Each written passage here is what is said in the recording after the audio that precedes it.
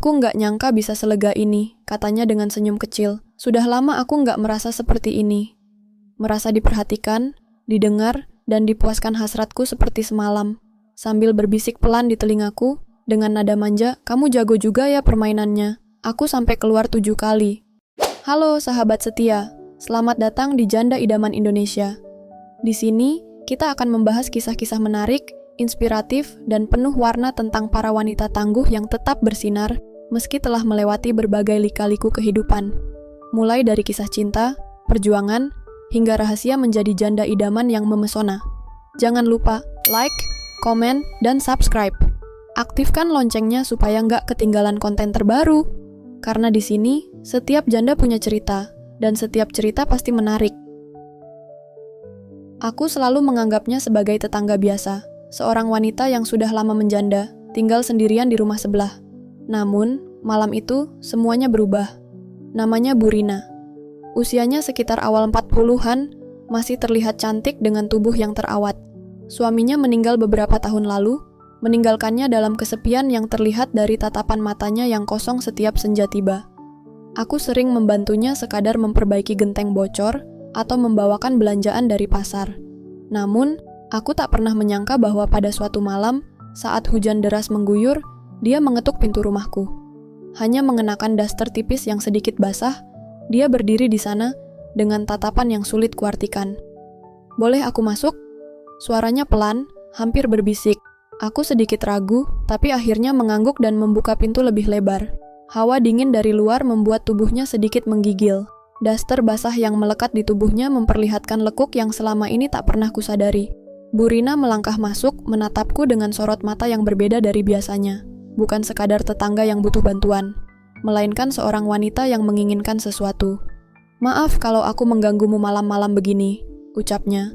Suaranya terdengar lembut namun penuh makna. Aku menelan ludah.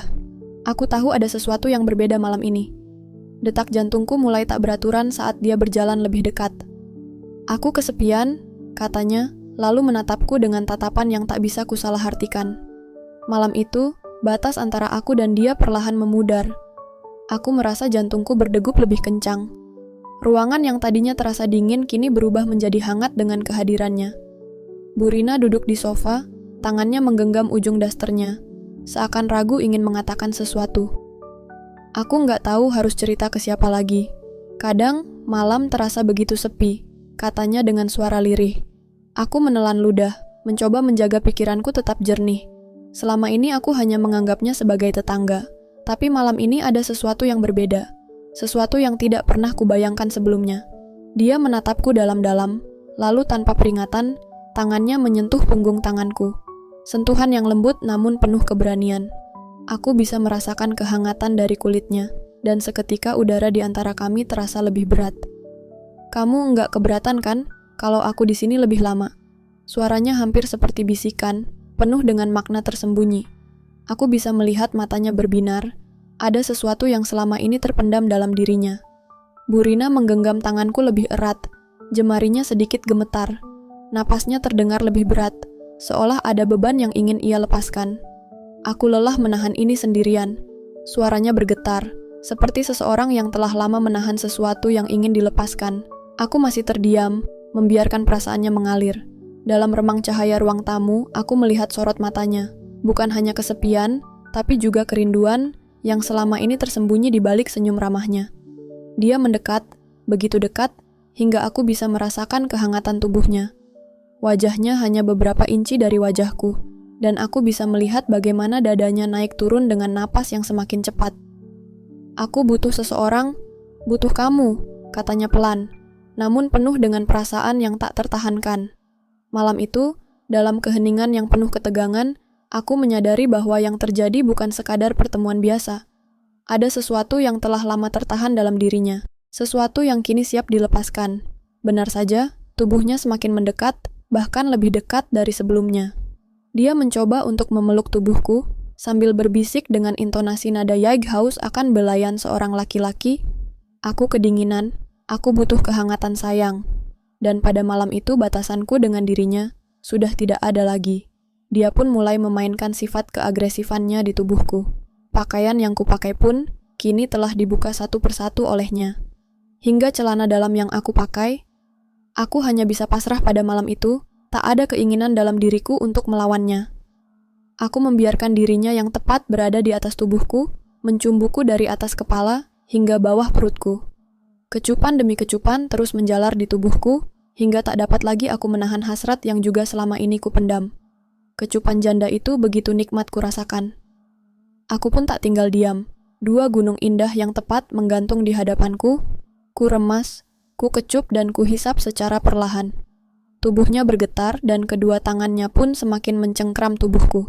Seperti dia tidak ingin aku berhenti untuk menghisapnya. Jantungku semakin berdebar dibuatnya. Setelah 30 menit pemanasan, akhirnya sesuatu yang tak pernah kubayangkan pun terjadi. Kenikmatan demi kenikmatan terus menjalar di tubuhku. Hasrat yang sudah lama terpendam pun kini keluar secara bersamaan.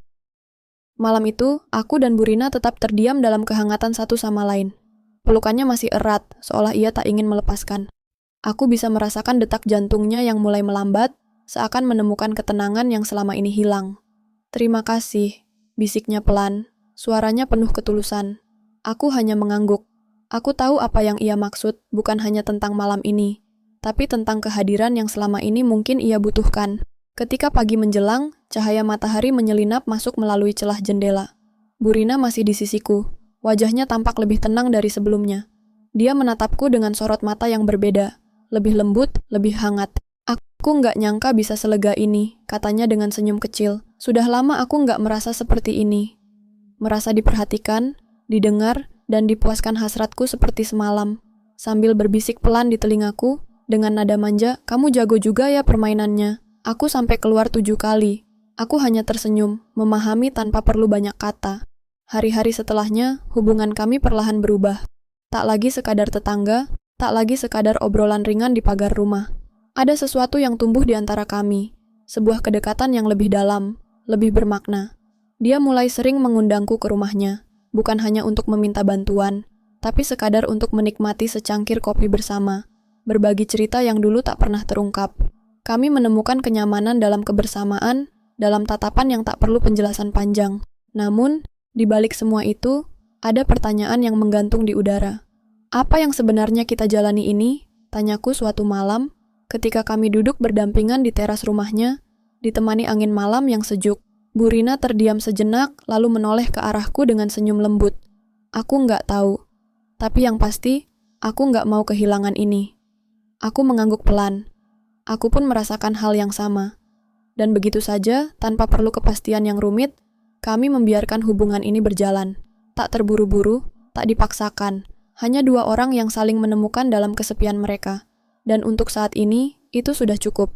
Hari-hari berlalu, dan hubungan antara aku dan Burina semakin dalam. Kami tidak pernah membicarakan dengan pasti apa yang sedang kami jalani. Tapi ada sesuatu yang tak terucapkan di antara kami. Sebuah kebersamaan yang terasa alami. Setiap sore, aku sering melihatnya duduk di teras rumahnya, menatap langit senja sambil memegang secangkir teh hangat. Kadang, tanpa banyak bicara, aku datang dan duduk di sampingnya. Dalam diam, kami menikmati kehadiran satu sama lain. Namun, di balik semua itu, aku mulai merasakan sesuatu yang lebih dari sekadar kedekatan. Aku mulai merindukannya ketika aku tidak melihatnya seharian. Aku mulai memperhatikan hal-hal kecil tentangnya. Cara dia menyelipkan rambut di belakang telinga, cara matanya berbinar saat tertawa, atau bahkan aroma samar parfumnya yang masih tertinggal di sofa rumahku setelah ia berkunjung. Suatu malam, aku memberanikan diri untuk bertanya, "Burina." Aku menatapnya dengan hati-hati. Dia tersenyum kecil. "Sudah kubilang, jangan panggil aku Bu kalau kita sedang begini." Candanya membuatku tertawa kecil. Aku menarik napas dalam-dalam sebelum melanjutkan. "Kita ini sebenarnya apa?" Dia terdiam sejenak, memainkan ujung cangkirnya sebelum menjawab dengan pelan. "Aku nggak tahu. Aku hanya tahu kalau aku merasa nyaman denganmu." Aku mengangguk, memahami. Aku pun merasakan hal yang sama. Tapi aku juga tahu bahwa hubungan seperti ini tidak bisa terus menggantung tanpa arah. Namun, sebelum aku sempat berkata lebih banyak, Burina menggenggam tanganku. "Kamu takut ya?" tanyanya lembut. Aku terdiam, lalu mengangguk pelan. Takut kalau kita terlalu jauh, tapi juga takut kalau kita berhenti. Dia tersenyum, lalu mengeratkan genggamannya. Aku juga. Dan malam itu, tanpa ada kepastian yang jelas, kami tetap memilih untuk menikmati apa yang kami punya. Tidak ada janji, tidak ada tuntutan. Hanya dua orang yang saling mengisi kekosongan, berjalan di jalur yang entah kemana arahnya. Tapi satu hal yang ku tahu pasti, aku tidak ingin kehilangan Burina.